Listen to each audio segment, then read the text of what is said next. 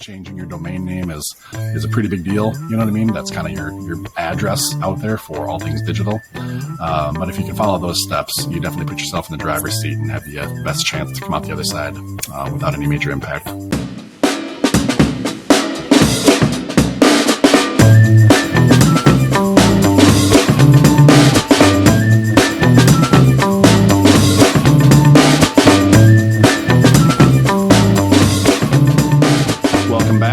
SEO Tactics, where we bring you tips and tricks to get found online. I'm your host, Jesse Dolan, here with Sue Ginsburg, Hi. Bob Brennan. Howdy. Ready to answer some questions. Sue, what question are we talking about here today, and where's it from? Today's question is from a listener and a client. How do you minimize the effect of changing your domain name on your SEO? Thank you, Oscar from Luxor Hall and Elegancia Formal Wear in Dallas. Appreciate the question. And I am pretty sure that more than just Oscar have thought about this and asked themselves the question. Quote of the day is, "Nothing worthwhile is gained without sacrifice." And that's from Martin Luther King Jr. I think there are lots of people who have said versions of it, but gained without sacrifice is Martin Luther King Jr. So Oscar is not the only client that asks us this question. We get asked this question frequently when people are looking to change their domain name and want to maintain or not lose the traction that they've gained with their SEO on their current domain name. Makes sense. When you change your domain name, it may be confusing to Google as well as to people who know you on your former domain name. May be bookmarked on their computer, or at least in their mind, as to what it is. And making a change means people have to make a change too, which, as we all know as humans, not always easy. Is it worth it? That's the big question. And that depends on why you want to change your domain name. I feel like Jesse here. My answer is, it depends. It depends. It always depends. Here are 5 good reasons to change your domain name. Your current domain name may not reflect your brand and business anymore. Industry shift, your business shifts and evolves. Your local coffee cafe now sells bagels and has a drive-through. Your bike shop now offers rentals and has snowboards and skateboards and everything else. Obviously, good time to change your domain name to better reflect that.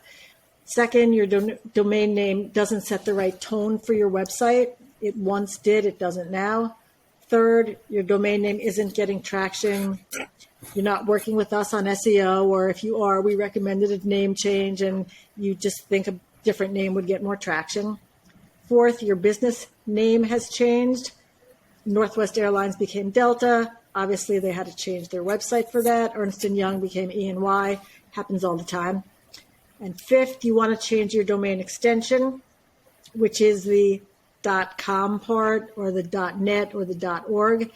Maybe you've moved your business to Australia. You want to use the .au. Maybe your domain name is only available with .net. Lots of reasons, and that would be a legit reason to change your domain name. If you've ever had to change it, you may have noticed a dip in your rankings if you follow your rankings. What did you do to raise it back up to where it was, or hopefully to get it even higher?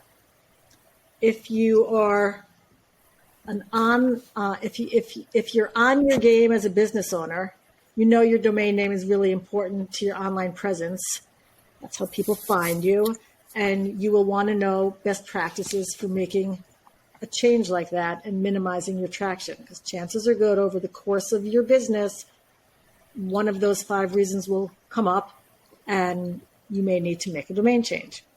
Obviously, we deal with this a lot as the SEO experts, working to gain and keep your website traction. Our clients' businesses are evolving just like yours are, and they change domain names for any of those 5 good reasons all the time. I mentioned they ask us what they can do to minimize the impact of the change, and as business owners, I'm guessing that you are wondering that too. So let's ask the experts that we have right here with us, Jesse and Bob. See what they have to say, what we can all learn, from experts who have done this many, too many times to count times before. So with that, I toss it to you two. Tell us what you know. Sue, I can start off replying on that. There's definitely a right and a wrong way to go about this. Like you said, with regards to your SEO, obviously the wrong way would just be, change your domain or launch your new website, whatever, and replace your old website and then just do nothing, right? Like that's going to break everything. If you had any kind of SEO beforehand, which is kind of the assumption we're operating under here, you want to carry that forward. So you can't just make a cut. You definitely have to pull it forward and transition. So I'll go through a couple quick things here, which would be a good punch list if anybody's needing to change their website or change their domain name. First, plan ahead, right? So the things I'm going to say here on this checklist, either follow them or brainstorm on some other things as well. Do some research online, whatever it is, plan ahead. Don't go into this haphazardly. Obviously, if you're following us, tuning into the show, you understand the importance of SEO. And this whole topic here is about don't break your SEO while you do this, right? So plan ahead, make a checklist and follow it. First thing you want to do is purchase your new domain name. Have that ready to go. Decide what that is. There, I'd say pause, take some thought into it. Again, if your new domain name, if you can be choosy, make sure it has some keywords on what you want to be found for. Within that, kind of put some logic into it for that. You're going to want to back up your existing website, your current website that you have right now. Depending on what you're on, like if you're running a WordPress website, there's ways that are fairly easy to back it up. Let's say if you're on maybe some kind of a hosted platform, Wix, Squarespace, or something like that, that you can't maybe back it up or whatever. Kind of clunky, but a good way. The point of backing this up is we want to retain this data. Not that you're going to maybe use that exact backup as a copy, but if something goes haywire, you don't want to erase your old website and not have a new website, right? And kind of be stuck in limbo. So you're going to want to back up your current website, or as more of a kind of an analog way, go into your pages, print them off in the printer, take screenshots, find a way to capture, at least like your primary pages, the look, the content, what's on your site. Just make sure you have some kind of a copy of that thing. So now in the best case scenario, let's just say you were on your current domain. Maybe it's a WordPress website. You buy a new domain on your same, web host, most likely. And you just make that switch. There's really shouldn't be a whole lot involved with switching it. If we're not talking about redesigning, rebuilding, changing your website, right? Just taking the existing site and moving to a new domain. So once you have your new domain, once you have your site backed up, you should be able to kind of flip the switch and push it over to your new domain name, and then it's live. Now, that doesn't mean we're done though, right? That just means that the first part is accomplished. You've now switched your domain. Now what you got to do is go back and make sure you pull all of your SEO and everything else from your old site, into your new site. So the first thing you're going to want to do is redirect your old domain name to point to your new site. You should be able, as long as you're not changing any content, you should be able to go into your web host and just do, they may call it like a wildcard redirect, but basically, if I have intrix.com/redballoons, and now it's going to be, intrixwebdesign.com as our new domain, /redballoons would be the same page. What you can do is go into your web host and just say, any page on our old domain, have it redirect to that exact same page on the new domain, right? So as long as it's still /redballoons on your new domain, Google will automatically, not Google, your web host will automatically push people, if they were looking for intrix.com/redballoons, to the new domain at that same /redballoons. Now, if you change that /redballoons, if you change the URL of your pages, that's going to break that. And then you have to do individual redirects to tell your web host, like, this was the page, now here's the new page. So if somebody's going here, push them here. Generally speaking, for this example, you shouldn't have to do those individuals. It should be a global domain redirect. So now you've purchased your new site, you've backed it up, you've pushed it over, your new domain is live. Now we've redirected all of the old URLs to be going to your new one. And the important part for that is maybe you have a link on a web page out there somewhere, right? Or a business card, or just different instances, I should say, of your domain out there in the wild, that people are still going to visit. And over time, that'll diminish as they come to know your new site. But there's that transition period where people are still going to visit your old website. And you want to make sure that they get to your new website, that chain, that link, so to speak, is not broken. Hey everyone, just a quick message about our free SEO audit tool on localseotactics.com, and we'll get right back to the show. If you haven't taken advantage of it yet, go on out to localseotactics.com/free SEO audit, or look for the yellow button up in the top right corner, click that, and it's going to take just a couple seconds. You enter in the page that you want to optimize, what you're looking for the audit to score against. Enter in that page, enter in the keyword you're looking to get optimized for, and enter in your email address, click the button, and it's going to take a few seconds, and then it's going to send you off a PDF report via email. It's a great report. It's going to kind of give you an overall score of some vital SEO areas for that page and for your website at large, even though it's auditing this page. That's going to tell you some of the good things that are happening, some of the bad things that are happening too, and give you basically a checklist of some things that you need to shore up and what you can do to improve your SEO for that page, for that keyword that you're auditing. Now, you can use this as many times as you want. You can do multiple keywords, multiple pages, multiple keywords on the same page. You can even use this to check against your competitors, right? If you want to do a little reverse engineering, see how they're scoring for a certain keyword, what they may be doing good that you're not, and some things to improve there. So lots of different ways to use it, completely free. Again, go on to localseotactics.com/free SEO audit, or look for the yellow button in the top right corner of the website. So you want those redirects in place. Once you get that established, or even kind of parallel at the same time, the other important thing is to get your new domain set up on Google Search Console.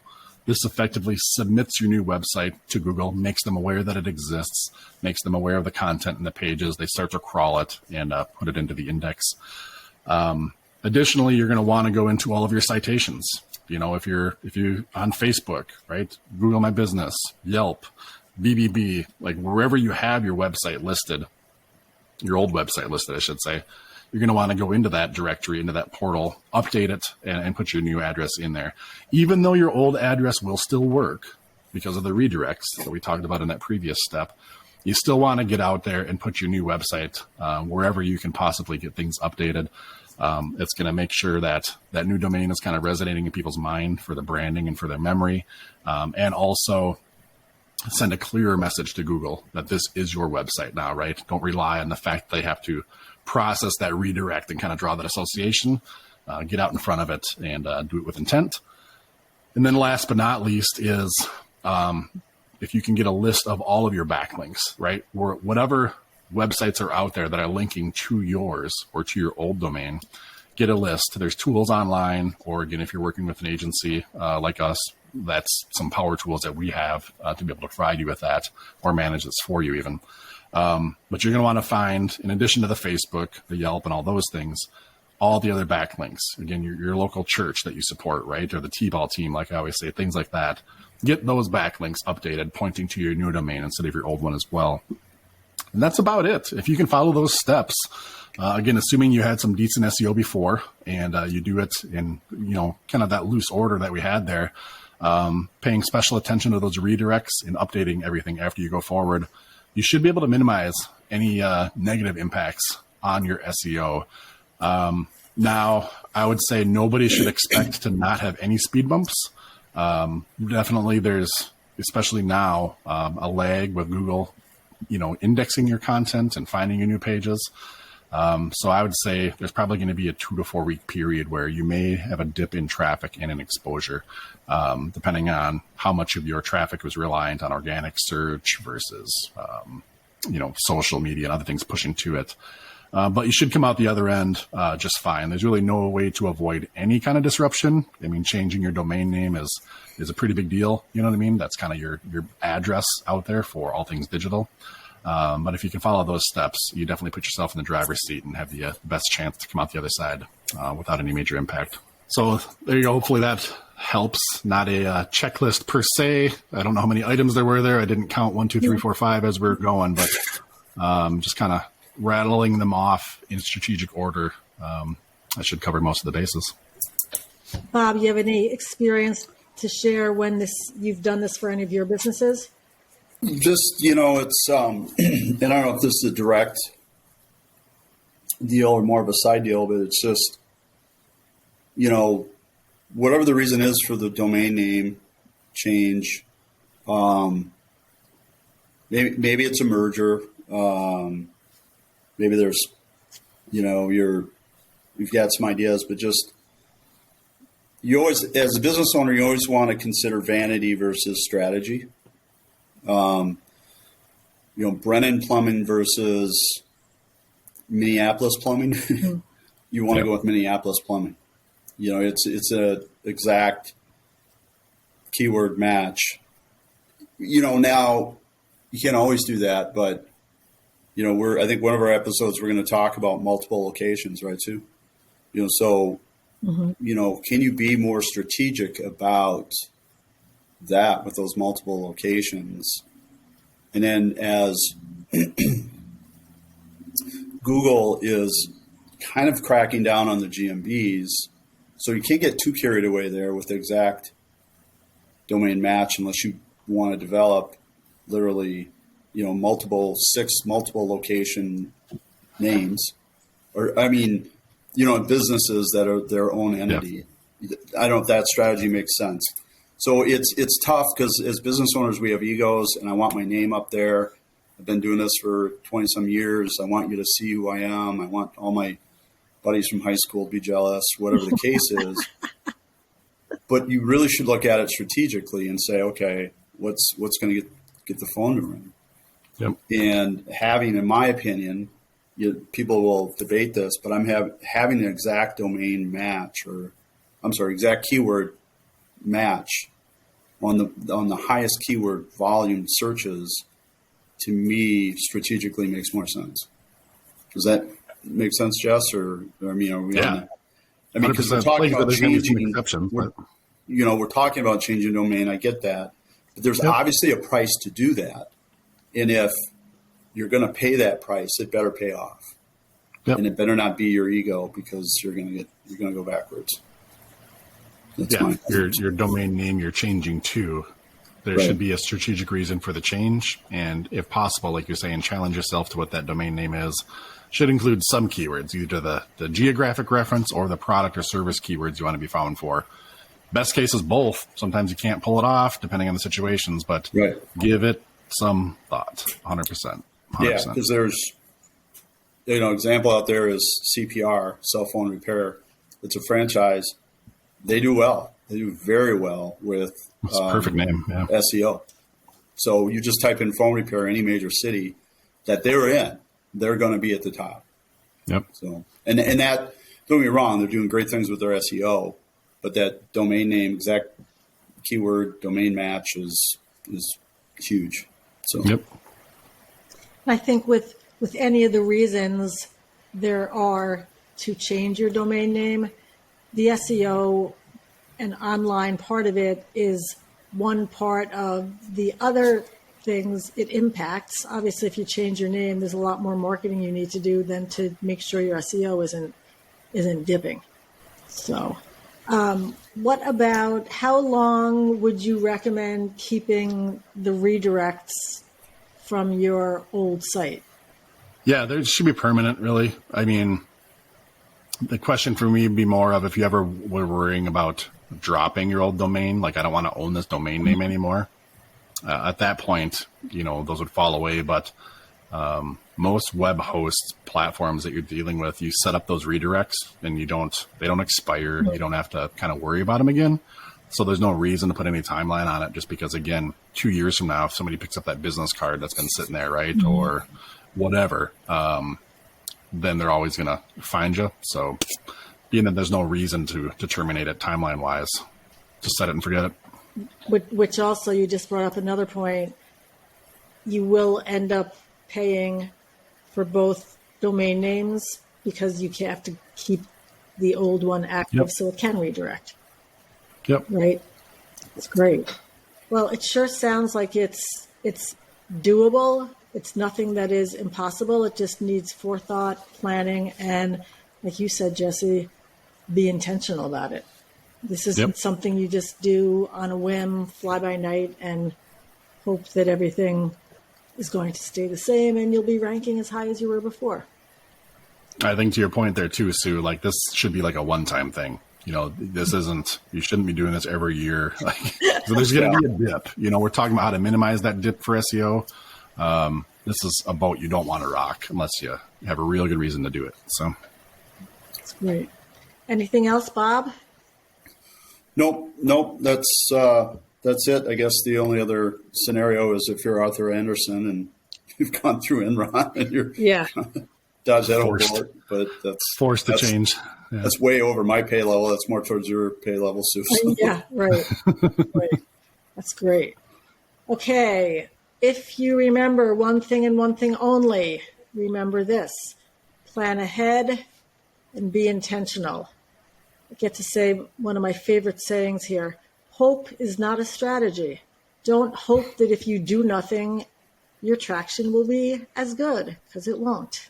Changing your domain name has consequences on your SEO, of course, and on a lot of other things. Do it right and you can minimize the impact, or don't do it and you will minimize the gain, I guess. Yep. So basically, if you're going to do it right. You want to keep your visibility where it was. Quote of the day again: nothing worthwhile is gained without sacrifice. Martin Luther King.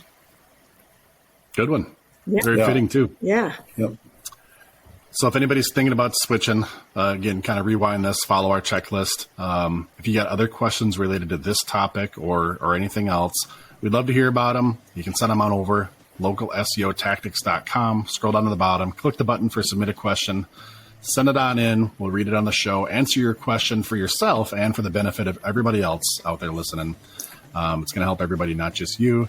And if you want to take it to the next step, to call in and record that on voice, we'd love to play the audio on here, let you plug your website, your company, all that stuff too at the same time. And we're going to throw you a free t-shirt, an Inchix t-shirt, for getting up the muster and putting your voice out there, which sounds more challenging than it really is at the end of the day. So we encourage you to do that.